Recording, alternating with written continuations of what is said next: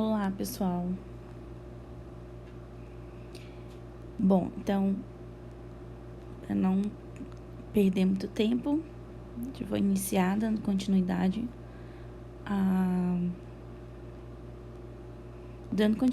né? Aquele material sobre o assunto do pré-natal, do atendimento pré-natal.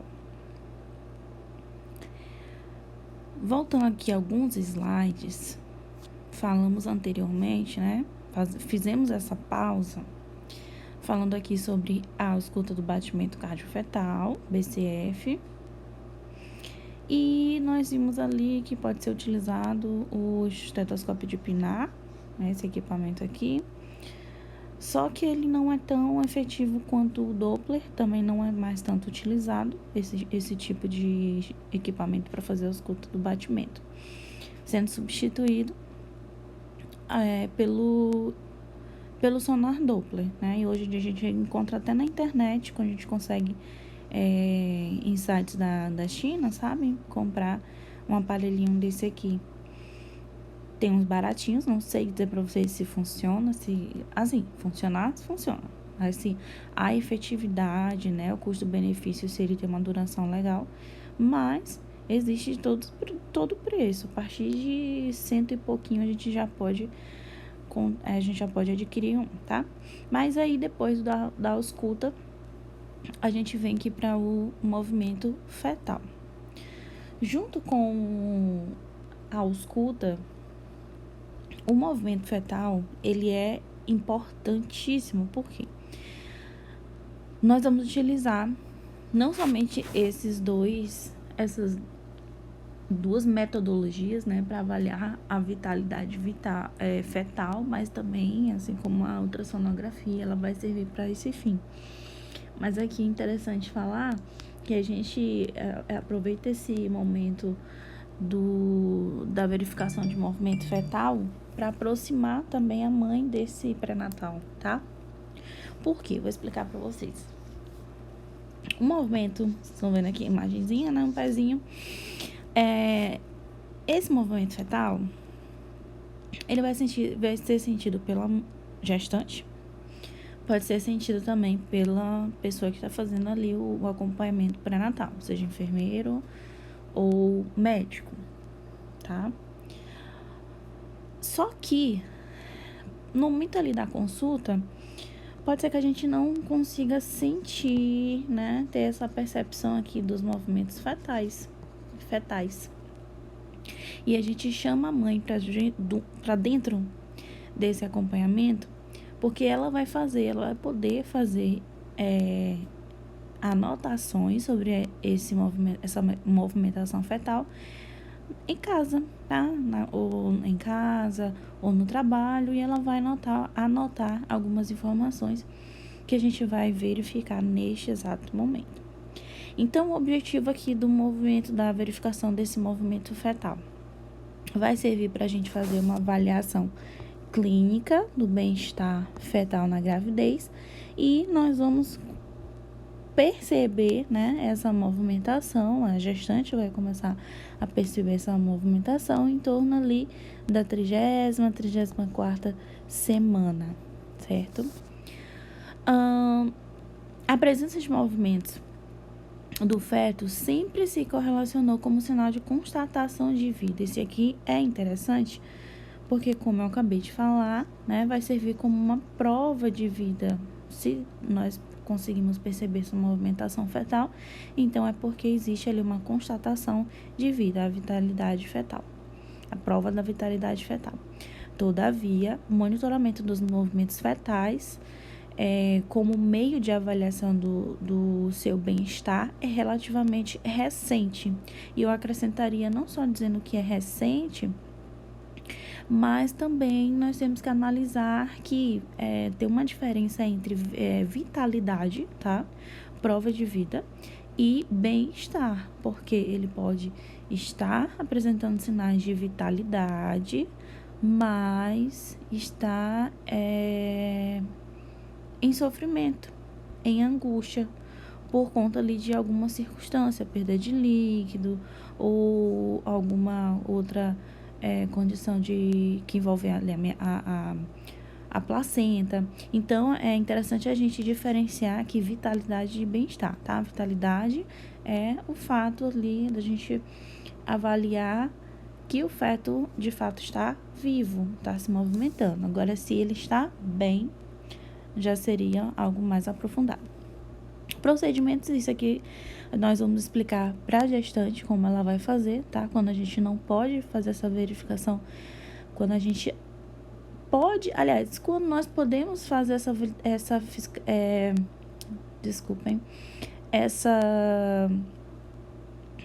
esse manejo durante a consulta, mas também a gente orienta a gestante a fazer em casa porque ela vai ter um contato, né? Ela está constantemente verificando movimentação fetal, então ela vai ter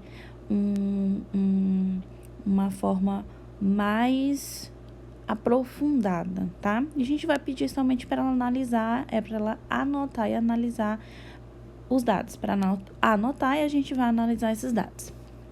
Então, nessa tabela é um formulário para o registro diário de movimentos fetais, RDMF, e aqui nós vamos observar que temos dia, horário de início da verificação, tá?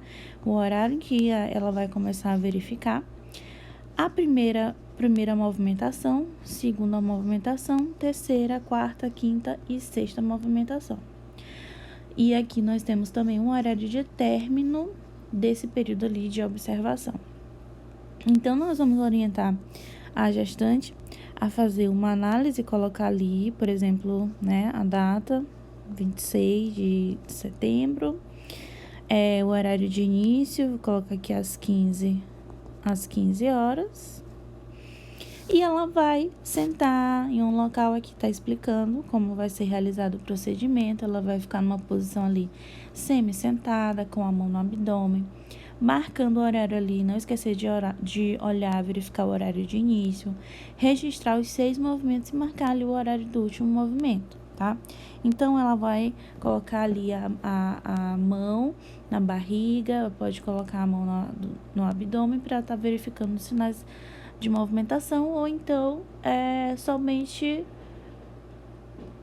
fazer essa verificação, né, sem precisar ali do contato mesmo, da palpação, da própria palpação dela, somente esperar o feto apresentar a movimentação.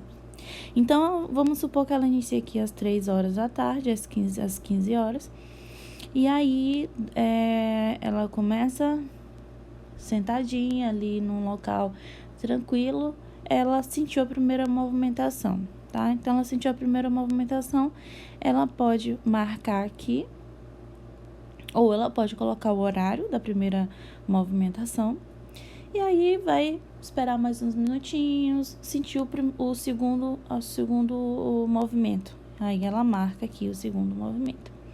E assim consecutivamente ela vai marcar os 6 primeiros movimentos que ela conseguir sentir a partir do momento em que ela estabeleceu ali para horário de início, tá? Então, vai marcar os 6 movimentos e aqui ela vai colocar o horário de término. Então, o horário de término foi aqui um exemplo, às 15h50, tá?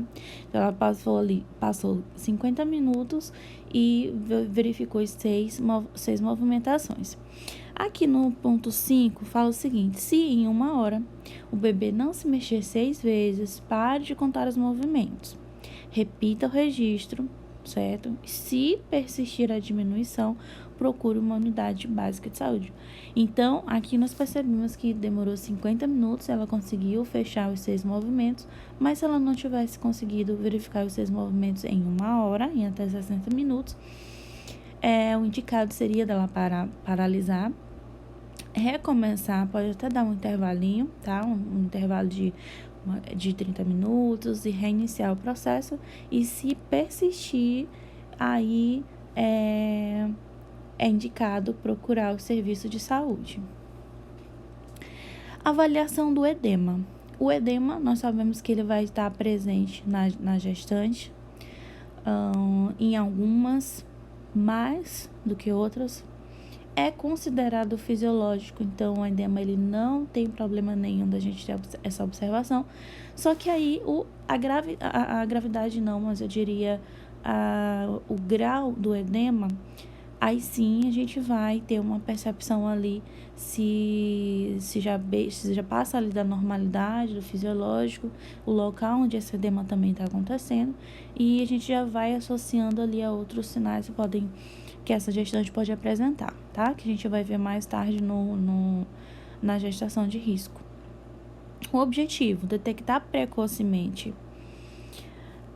a ocorrência de edema patológico. Então, como eu falei, o edema ele é fisiológico, mas existe ali um edema que já é mais severo, um edema que ele já vai mais para ser associado ali a questões de outras patologias, outras morbidades.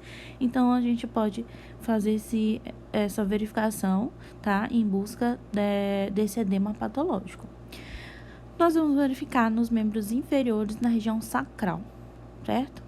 Na região ali do sacro, finalzinho da coluna vertebral, e na parte dos membros inferiores.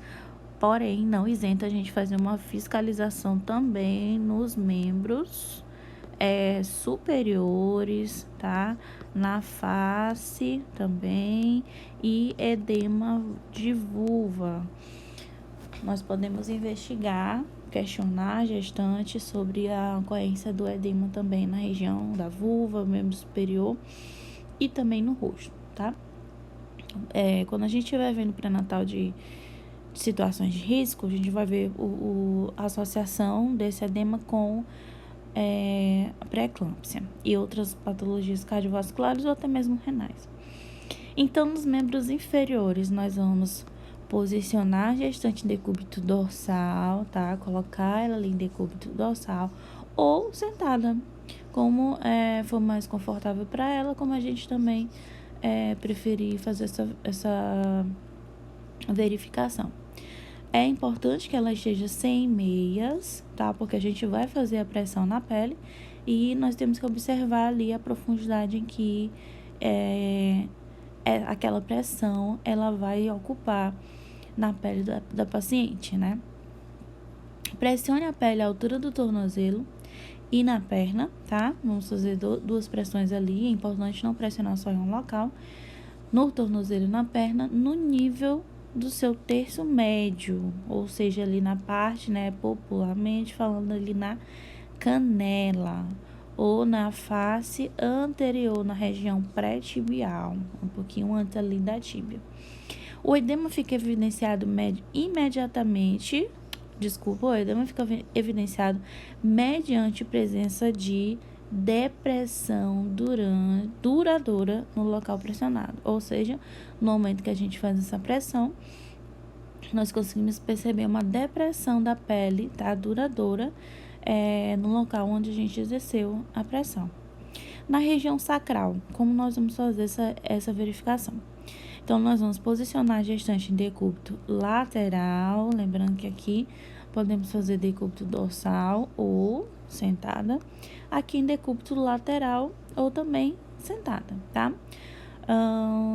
Não tem, assim, muita relevância, se o edema ele estiver presente, vai ser visível das duas formas. Vamos também pressionar a pele por alguns segundos na região sacra com o dedo polegar. O edema fica evidenciado mediante a presença, tá, de depressão duradoura no local pressionado. Então, nos dois casos, se nós percebermos que ao pressionar houve ali uma formação de uma depressão, aí nós consideramos o edema positivo. Agora, aqui nessa imagem está demonstrando aqui a gestante fazendo, o enfermeiro, né, fazendo aqui essa pressão com o polegar, e essa pressão aqui, a demonstração da pressão duradoura, né? E aqui na região também sacral, o edema, nessa posição ela tá sentada, na de cima tá deitada, e aqui a gente observa também o edema, a depressão se formando. Só que aí, gente, o interessante é de nós analisarmos e compararmos a intensidade desse edema. Se é um edema leve, se ela está com edema primeiramente ausente, né? Se tiver presente, se ele é leve, se é um edema mais grave. E isso a gente vai fazer por meio, nós vamos fazer por meio aqui das classificações em cruz dos níveis aqui de edema. Então, aqui nesse quadro, do lado aqui esquerdo, nós podemos observar as características, tá? Aqui a intensidade e aqui a conduta, o que nós devemos fazer. Então, por exemplo, se o edema estiver ausente, nós não vamos anotar a presença dele, né? Se ele está ausente, então, sim, posso colocar sem percepção de edema, tá? Mas aí não seria muito relevante. Então, nós vamos continuar acompanhando, seguindo o calendário do dia de consulta de forma ali dentro da nossa rotina e continuar verificando se encontramos o edema. Já nesse segundo caso, a gestante ela apresenta edema, só que apenas de tornozelo, tá? Então, é um edema apenas no tornozelo, sem hipertensão. Isso aqui é interessante comentar, porque vai ter uma relação lá com a pré-eclâmpsia. A gestante não apresenta hipertensão ou aumento súbito de peso, ou seja, não está associado à causa aqui, tá? Não está associado à hipertensão e não está associado ali ao aumento súbito de peso, mas ela está com edema. Então, a gente leva em consideração de que possa ser uma retenção hídrica, o que é completamente normal, tá? O que eu vou anotar? Edema presente, certo? E vou refazer essa representação ali, uma cruz. Conduta. Verifique se o edema está relacionado à postura, tá? Ao fim do dia, se durante o final do dia ela fica com esse edema, se durante o início do dia ela tá com edema, se ela trabalhou durante o dia, o posicionamento que ela ocupa. Então, a gente vai fazer essa relação aqui também. Ao aumento da temperatura ou tipo de calçado que a gestante está utilizando. No terceiro caso, na terceira situação, nós vamos verificar aqui um edema limitado aos membros inferiores, porém, já um pouquinho mais grave, além do edema nos membros inferiores, a gestante ela apresenta hipertensão ou ganho de peso, tá? Então, nós já vamos fazer nossa anotação ali, considerando um edema de 2 cruzes. A nossa conduta aqui já vai ser um pouquinho mais específica, certo? Vamos orientar em relação ao repouso, verificar sinais e sintomas de pré-eclâmpsia, tá? A ocorrência de pré-eclâmpsia ali em outras gestações, movimentação fetal. Vamos marcar um retorno com 7 dias para ver a presença desse edema, também para ver se a pressão arterial dela, tanto a pressão e o peso, né, se continua aumentando. A gestante deve ser avaliada e acompanhada pelo médico da unidade de acordo com o calendário de rotina. Caso haja aqui hipertensão, a gestante deve ser encaminhada para o serviço de alto risco. Se houver presença de proteinúria, a presença ali de eliminação de proteína na urina, nós vamos verificar a conduta mais lá na frente, quando falarmos sobre pré-eclâmpsia. Por último, penúltimo, aliás, nós vamos verificar aqui no edema generalizado, tá? É um edema que ela apresenta na face, tronco e membros tanto inferiores quanto superiores, ou seja, ela tem edema de rosto, ela tem edema ali na região sacral, ela tem edema na região vulvar, ela tem edema tanto nos membros, nas pernas quanto nos braços. Não é uma anasarca, né? Conhecemos também por esse nome, edema generalizado. Ou que já se mostra presente quando a gestante acorda. Então, ao acordar, ela já se depara com esse edema, acompanhado ou não de hipertensão ou de aumento súbito de peso. Dessa vez não vamos relacionar. Então, independente se ela tem hipertensão ou não, se ela tem um aumento de peso ou não, só o fato dela já ter o edema generalizado ou até o final da noite, né, o final do dia, no início da noite, ou se ela já acorda com esse edema, vamos considerar ali um edema mais grave, que é um edema, 3 cruzes.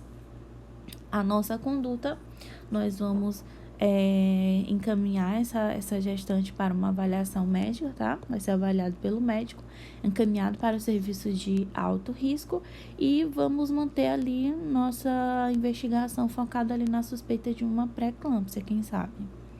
Em último caso, nós observamos aqui o edema unilateral. Essa gestante, ela apresenta ali características de inflamação, tá? Mas ela apresenta principalmente esse edema em uma só região do corpo, uma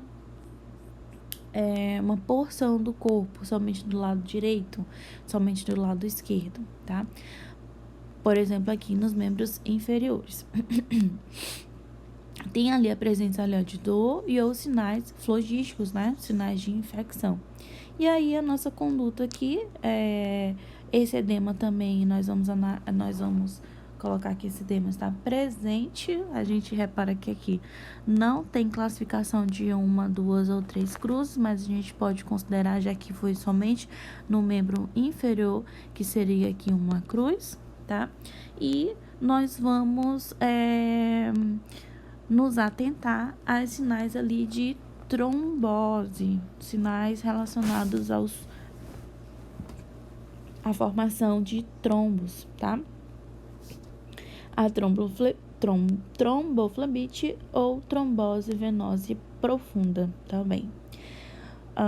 E a gestante, claro, vai ter que passar pela avaliação do médico e nós vamos encaminhar essa gestante para os serviços de alto risco. Então, assim, a gente percebe que o edema, ele pode ser tanto fisiológico, quanto ele já pode ir para uma situação ali que já seria um pouco, né, grave, ou até uma situação bem grave. Então, nós devemos ficar de olho.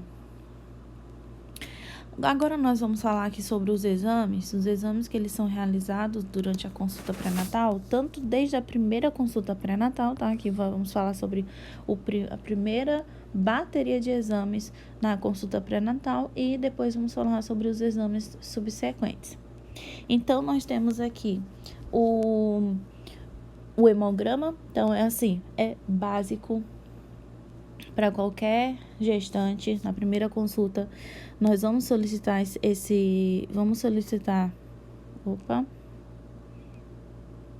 nós vamos solicitar aqui esse hemograma.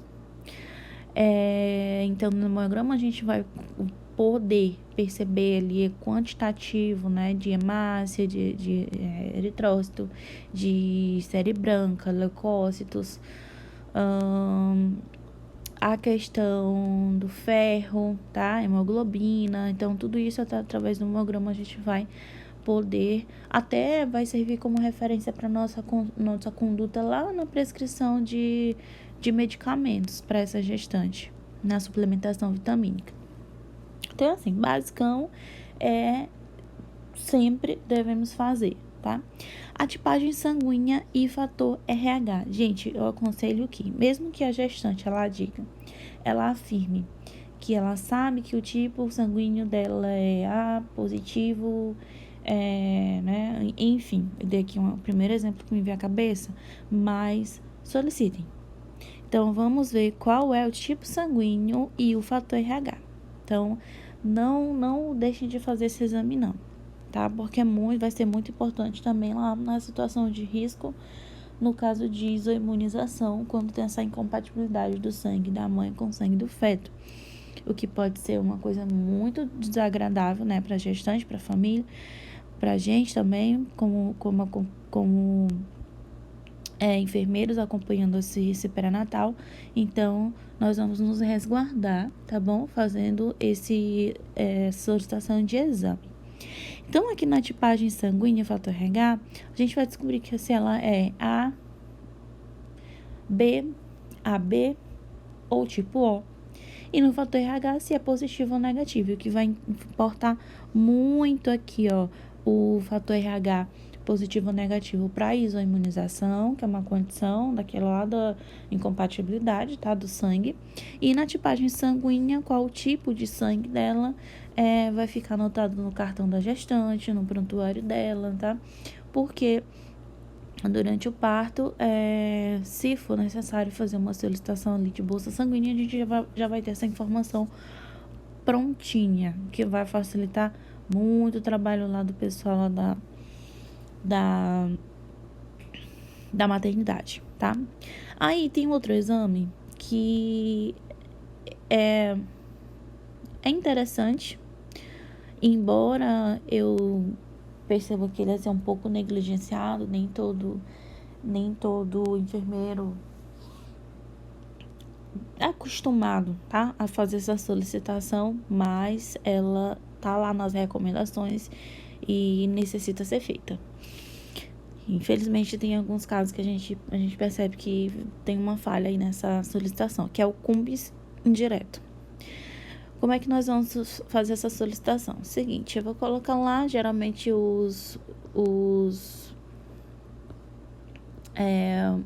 aquela fichinha de solicitação de exame vem com os cantinhos, né, já pra gente fazer a marcação do que a gente precisa. Então, vou colocar lá hemograma, vou colocar tipagem sanguínea, vou colocar fator RH, né, tipagem sanguínea com fator RH, colocar outro exame ali, triglicerídeos, por exemplo, jejum, glicemia em jejum. E aqui eu posso colocar, gente, o CUMBS, lá vai ter CUMBS indireto, direto e indireto. Eu posso colocar uma observação. Se aqui no fator RH for negativo, o laboratório aproveita para fazer também logo o CUMBS indireto, logo na primeira solicitação de exames. Então, eu posso deixar uma observação para o laboratório. Se ele fez a tipagem sanguínea, tá? Foi feita aqui a tipagem sanguínea, deu tipo A. Ele fez aqui fator RH, deu tipo positivo, deu RH positivo, não tem necessidade de fazer CUMBS indireto, certo? Se der positivo, que deu positivo. Mas ele vai ali, a pessoa do laboratório fez tipagem sanguínea, deu tipo A, fez fator RH, deu negativo. Aí ele já vai ver na ficha que ele já tem ali a solicitação do CUMBS indireto, se fator RH for negativo. E isso a gente vai entender mais lá na frente, em outra aula. Vamos solicitar glicemia em jejum, tá? Glicemia em jejum. Teste rápido, a triagem ali feita por nós mesmos na atenção básica. A gente vai fazer a triagem para sífilis, para hepatite e para HIV. Então, aqui o teste rápido de triagem para sífilis e nós podemos solicitar logo no primeiro momento o VDRL ou em segundo momento, tá? Na segunda consulta, ou se no caso o teste rápido der positivo, nós já solicitamos o VDRL. Lembrando, pessoal, que o VDRL, ao contrário que a gente imagina, muitas pessoas pensam que o VDRL é um exame específico para sífilis e não é, tá bom? Ele não tem uma sensibilidade muito grande para a sífilis, ele é o mais utilizado, mas ele não tem muita sensibilidade. Então, tem alguns momentos em que a triagem rápida, o teste rápido, dá positivo e a gente solicita o VDRL e dá negativo. E a gente faz o quê, né? Nesses casos, a gente vem para um outro exame aqui, que é o RPR. O RPR, ele é mais específico. Agora sim, ele é específico para sífilis. Então, esse aqui nós vamos fazer triagem, nós vamos fazer lá na unidade básica ou na maternidade. O VDRL vai ser feito pelo laboratório, o RPR também vai ser feito pelo laboratório. Mas, né, deixando bem claro que entre o VDRL e o RPR, qual que vai ser decisivo para trazer esse diagnóstico de fato, no caso aqui, o RPR, porque ele é mais específico do que o VDRL.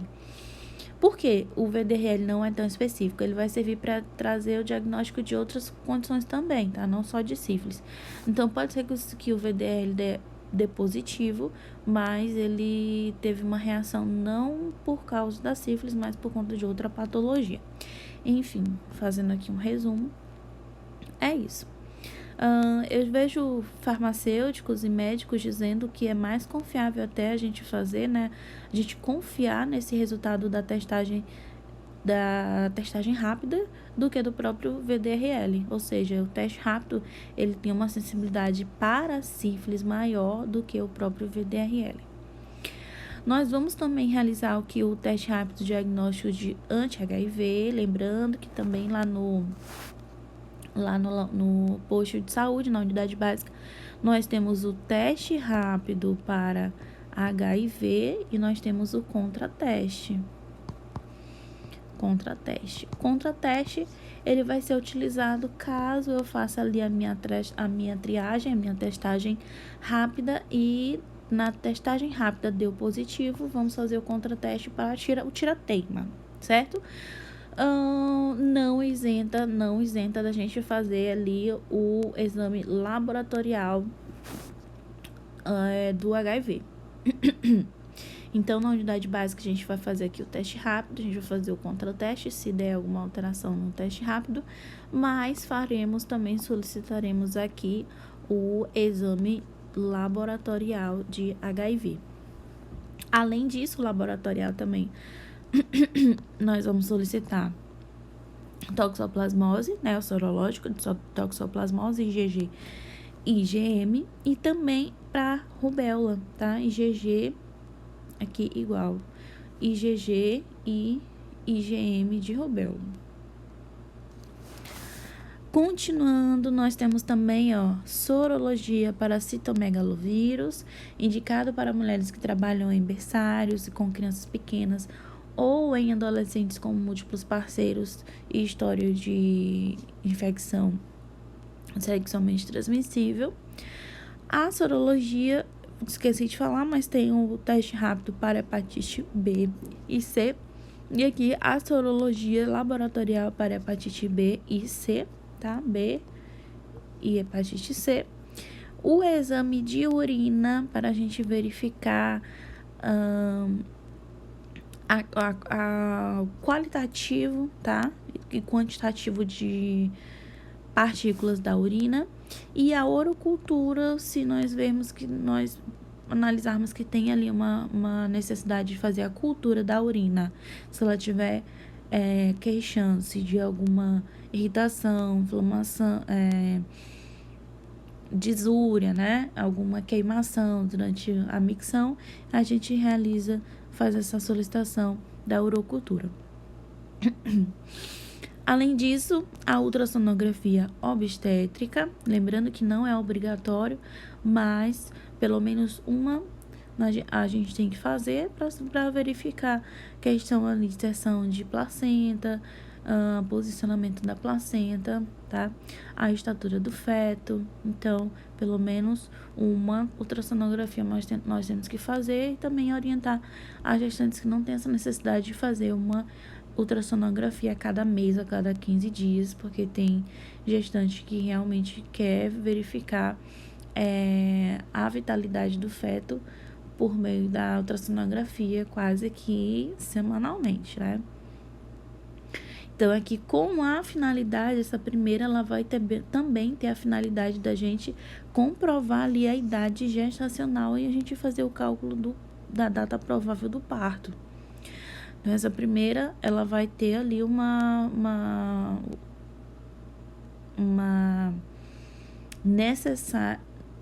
ela vai ser necessária, tá?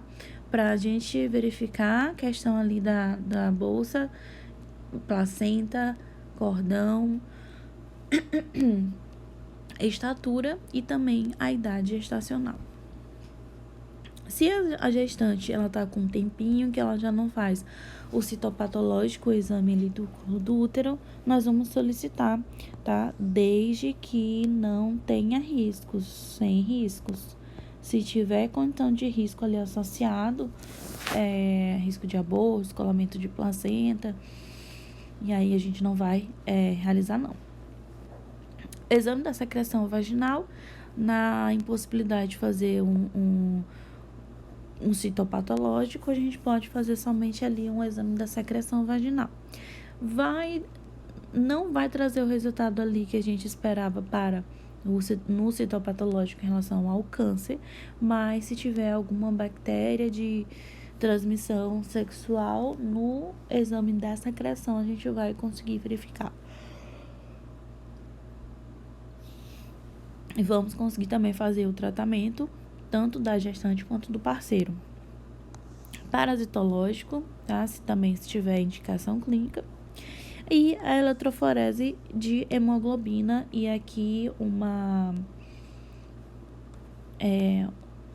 informação necessária, que é essa eletroforese de hemoglobina, nós vamos utilizar no caso ali, para quando a gente suspeita de que a paciente ela tem ali casos de anemia falciforme ou algum tipo de história de anemia crônica, tá?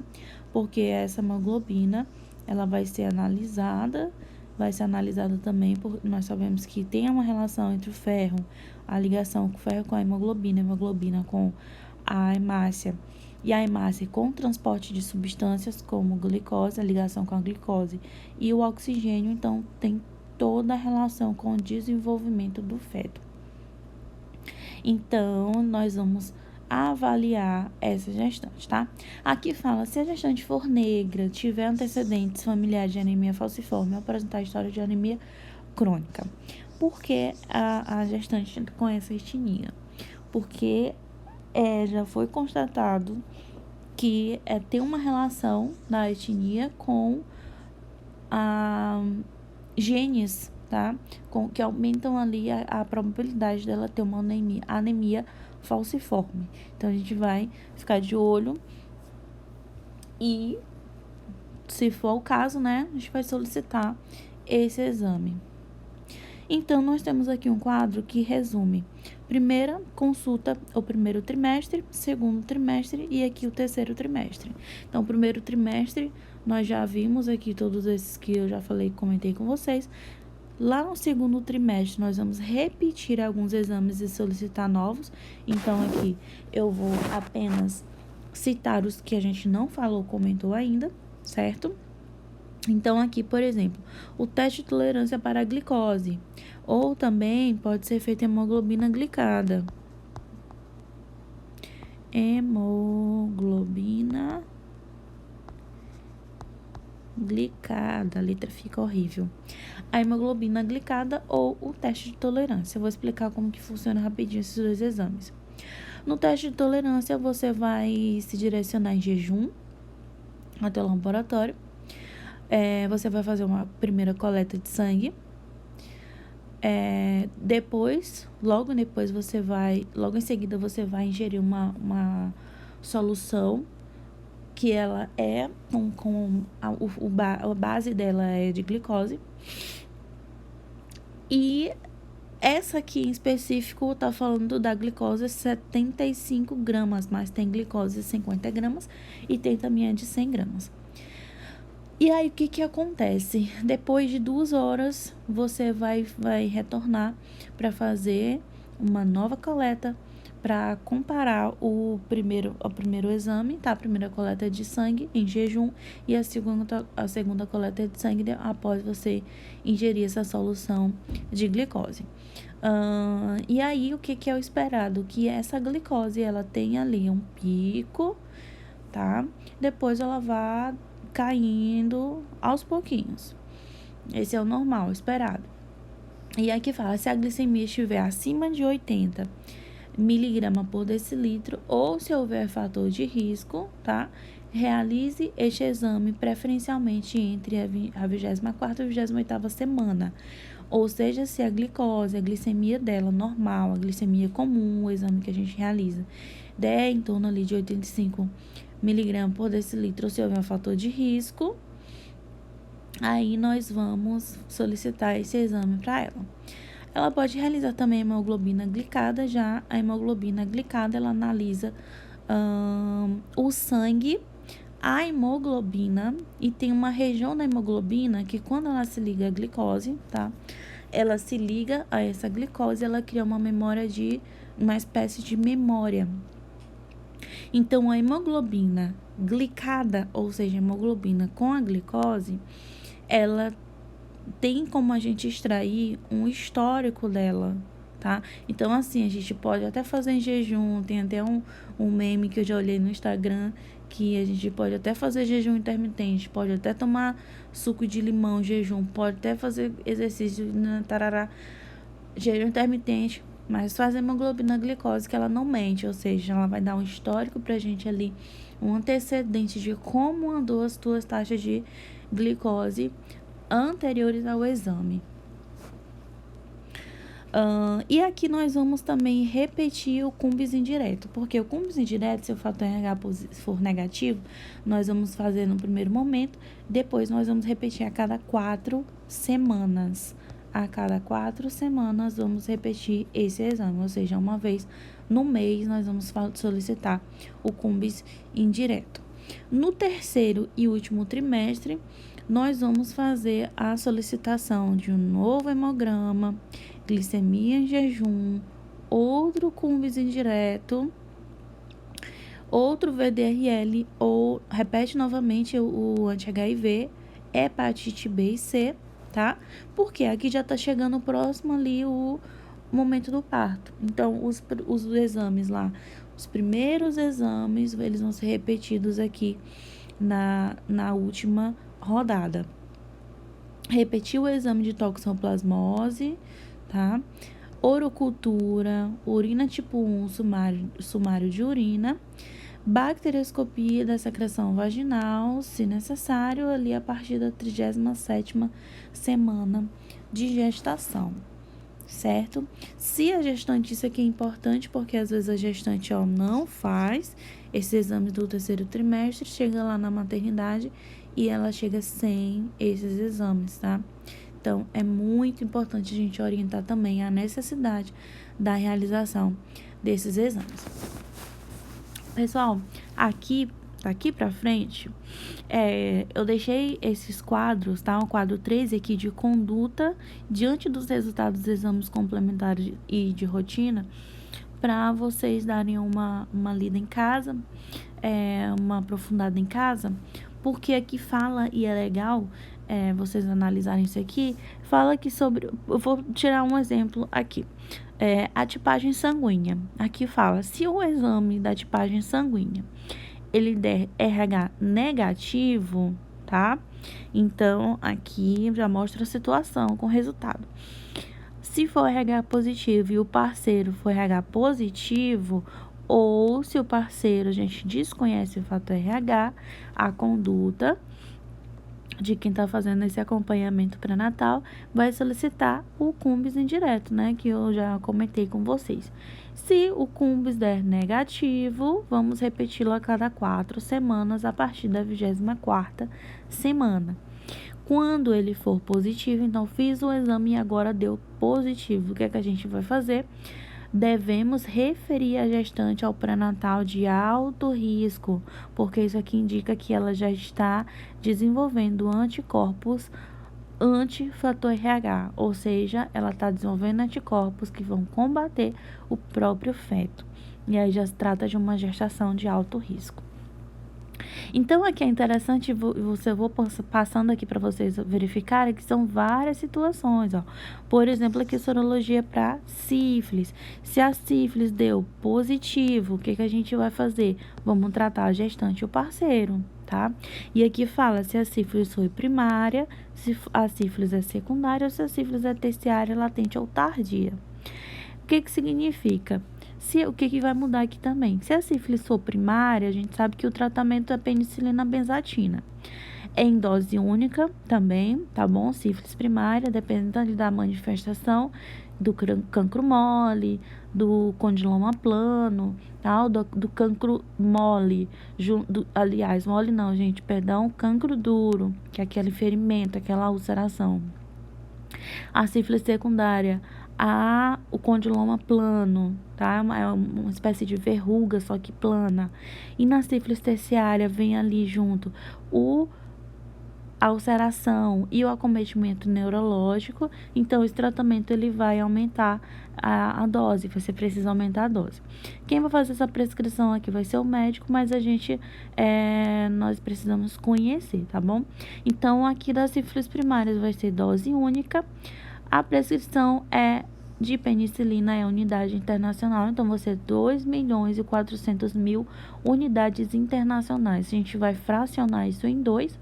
Vamos dividir 1.200.000 unidades internacionais para cada nádega. Então, vão ser 2 doses ali de penicilina, uma na nádega, na região do glútea, né? Direita e esquerda.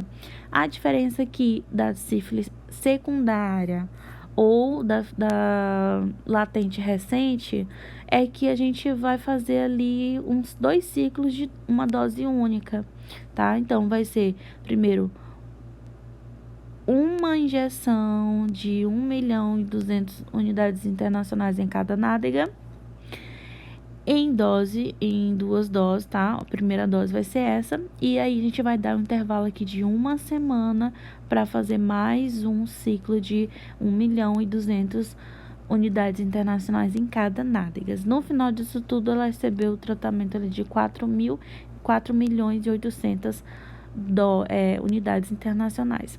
E a sífilis terciária, por se tratar de um caso mais grave, são 3 aplicações de 2.400.000 unidades internacionais. Então, vai ser cada dose com 1.200.000 em cada nádega num dia.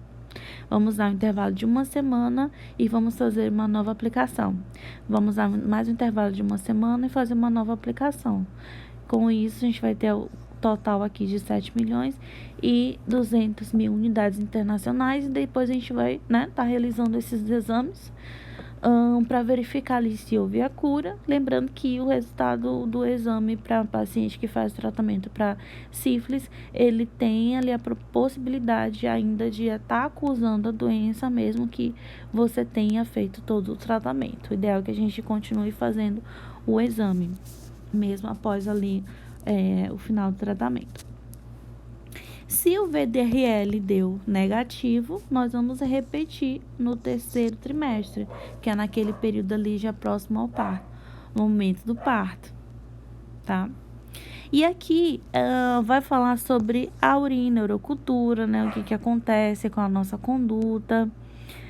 A dosagem da hemoglobina, então, isso aqui é interessante, isso aqui é importantíssimo. Se nossa hemoglobina, a gente verificou que a hemoglobina está acima de 11 gramas por decilitro, tá muito boa. Então, não temos anemia. Só que a gente vai fazer o quê? A prescrição de sulfato ferroso, tá? Um comprimido ou uma drágia de sulfato ferroso de 200 miligramas por dia, de preferência ali antes das refeições. E é importante a gente comparar isso aqui, ó. Acima de 11 gramas, tá tudo bem. Entre 8 e 11, tá? Tá ali 8, 7, tá? 8, 9, 10 ou 11 gramas por decilitro, já podemos considerar uma anemia leve a moderada. A nossa conduta vai mudar um pouquinho. No lugar de um comprimido, a gente vai fazer 2 comprimidos por dia. É importante também você solicitar exame patológico, tá? Aliás, parasitológico, que pode ser que tenha ali um parasita associado, causando essa anemia. Então, a gente vai fazer aqui um tratamento de entre 120 a 240 miligramas de ferro, e pode ser ali 2 drágias, a partir de 2 drágias, né, por dia de sulfato ferroso. E aí, sempre renovando esse exame para a gente analisar como que tá o nível ali de hemoglobina. Se a hemoglobina ela estiver abaixo de 8 gramas por decilitro, nós consideramos uma anemia grave. Então, mais uma vez, será encaminhada para uma gestação ali de um pré-natal de alto risco.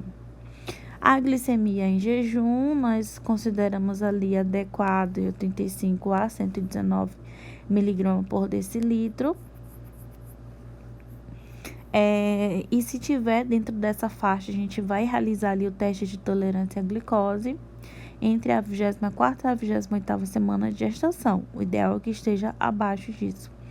E se tiver um pouquinho mais grave, acima de 110 miligramas, vamos repetir esse exame de glicemia em jejum. Se o resultado for maior do que 110 miligramas por decilitro, o diagnóstico será de diabetes gestacional. Nós vamos falar na próxima aula sobre isso. Aqui vai falar também sobre o teste de tolerância à glicose, o resultado desse teste de tolerância à glicose. O teste de tolerância à glicose 75 gramas em 2 horas. Então, vai ser o seguinte, jejum, primeira coleta em jejum, vai estar ali o normal, o esperado que esteja abaixo de 110 miligramas. E aqui, com 2 horas, o esperado é que esteja abaixo de 140 miligramas por decilitro. O resultado, ele dando positivo, ele vai estar acima de 110 em jejum e 2 horas após a ingestão da solução, vai estar acima de 140 miligramas por decilitro. E a gente pode considerar ali, levar o exame e o médico dar o diagnóstico de diabetes gestacional. Aqui fala nossa conduta também em relação à nossa testagem rápida, teste rápido para HIV, tá? Se o teste deu positivo, vamos realizar o aconselhamento pós-teste, vamos também refazer, na realidade não refazer, mas utilizar nesse momento o contrateste e solicitar a sorologia. E se essa sorologia para HIV der positivo, vamos também fazer o aconselhamento. E se for negativo, vamos realizar lá no 3º trimestre.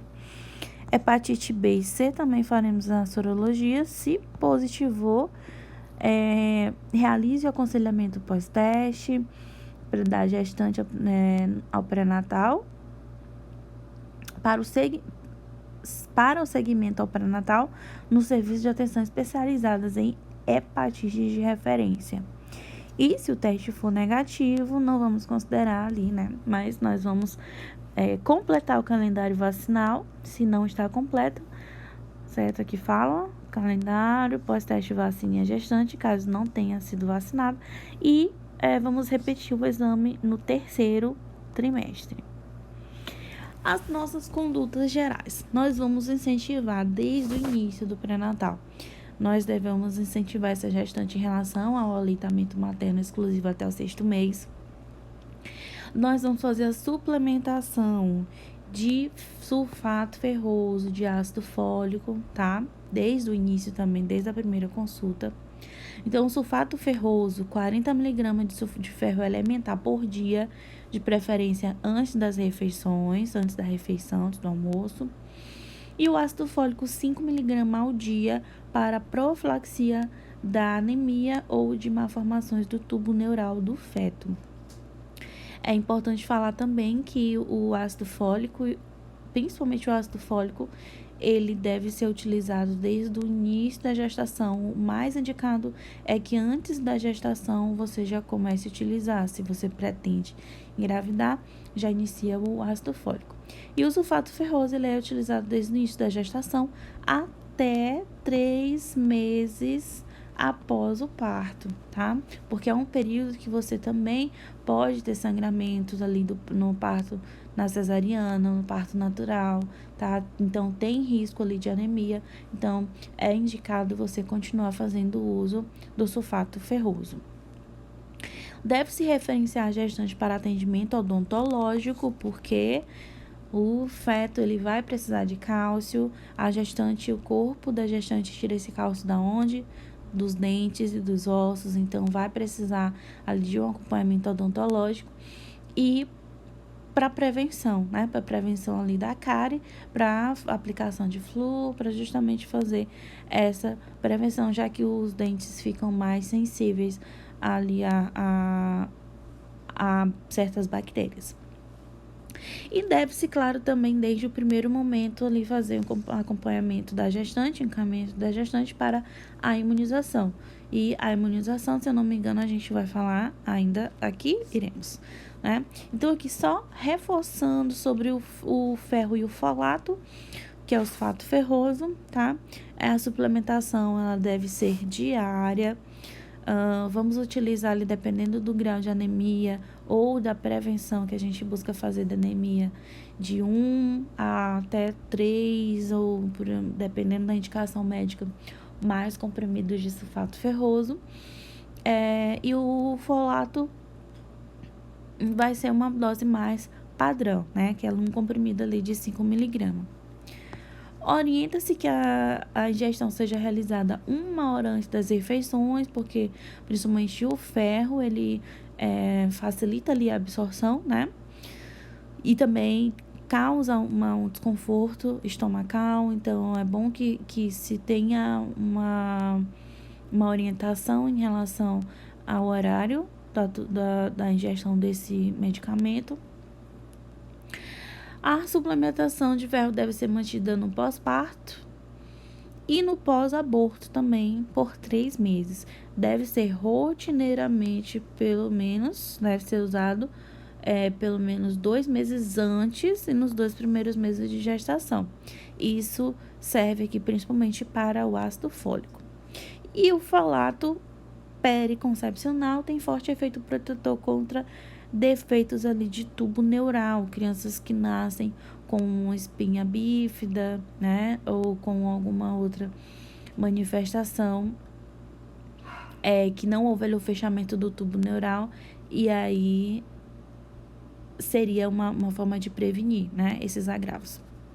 Sobre a vacina, nós contamos com o nosso calendário base, que é a vacina de duplo adulto, difteria e tétano. Nós temos aqui hepatite B e influenza. E claro que existe agora outras vacinas, né, que foram adicionadas ao longo do tempo. Existe a calendário de vacina do adulto. Então, dentro do calendário de vacina do adulto, vai estar ali febre amarela, vai estar, quem mais? Na rede particular tem algumas, como a meningo ACWY, que aqui para gestante não vai ser obrigatório, tá? Porque aqui é o seguinte, as vacinas, o calendário vacinal, ele é separado por criança, adolescente, adulto, e aí dentro ali do adulto nós temos as recomendações específicas para a gestante, profissional da saúde, o trabalhador. Então, aqui é somente o que é a base para a imunização da gestante, tá? Então, nós vamos falar aqui sobre a tríplice bacteriana, e vamos falar sobre a hepatite e influenza, que é de campanha, né, anual. Então, a tríplice bacteriana difteria, tétano e coqueluche. E aí nós temos as variações dela aqui. Para adulto a gente utiliza DT, e para no caso da gestante nós vamos utilizar também, além da DT, a DTPA. Então, como funciona aqui o histórico? Existem 3 situações. 1, 2, 3, aliás, 4 situações. Na primeira situação, essa gestante ela já foi previamente vacinada com pelo menos 3 doses de vacina contendo o componente tetânico, ou seja, ela já recebeu anteriormente 3 doses de outras vacinas, ou DT, ou DTPA, ou como que fala? Essas duas, né? Contendo ali componente tetânico. Nesse caso, a gestante ela vai receber apenas uma dose da DTPA, após ali a partir da 20ª semana de gestação. Fechou. Na segunda situação, vou mudar aqui a cor, essa gestante, ela tá com calendário vacinal incompleto, tá? Calendário vacinal incompleto. Ela recebeu apenas uma dose da vacina contendo componente tetânico. Ou seja, de 3 doses, ela recebeu apenas uma. O que nós vamos fazer? Nós vamos encaminhar para o serviço com a observação de que ela vai receber uma dose de DT, ela vai receber uma dose de DT e uma dose de DTPA, tá? Sendo que a dose de DT ela vai tomar ali no dia 0, imediatamente, e a dose de DTPA ela vai tomar apenas após a 20ª semana de gestação, tá? E lembrando que entre uma dose e outra, uma dose de DT e outra de DT, e uma de DT e outra de DTPA, nós vamos respeitar o intervalo mínimo ali de 30 dias ou um mês. Na terceira situação, trata-se de uma gestante com calendário vacinal incompleto, ou seja, a gestante não tem como comprovar nenhuma dose contendo componente tetânico. Então, nosso esquema vai ser um pouquinho também diferente do primeiro caso. O que vai acontecer aqui? Ah, não, gente, desculpa. No terceiro caso, não, tá, o que eu acabei de falar tá errado. Aqui ela vai estar com o esquema incompleto, mas ela tem 2 doses da vacina, tá?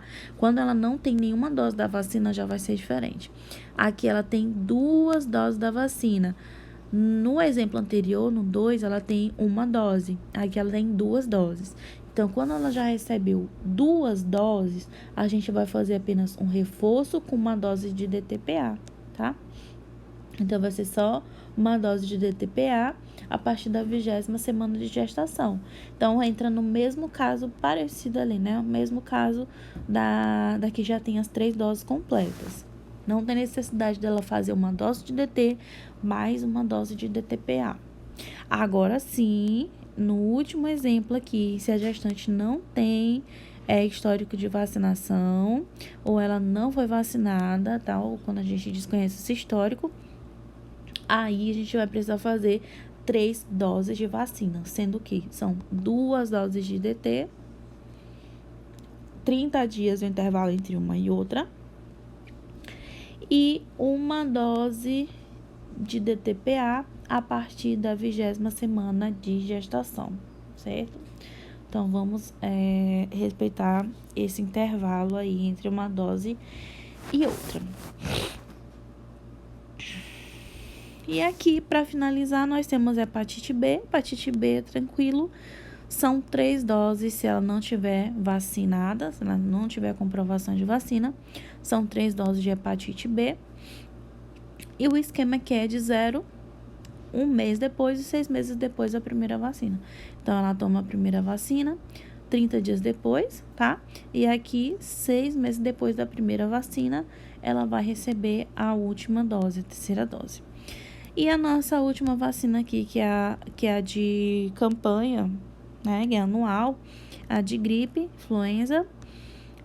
Vamos ter aqui dose única anual, tá? Em período de campanha, nós vamos ter.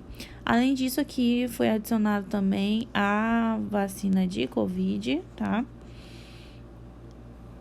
Para essa gestante, que ainda não sabemos informações se vai ser anual também ou se não, mas por enquanto tem ali as doses de vacina para Covid.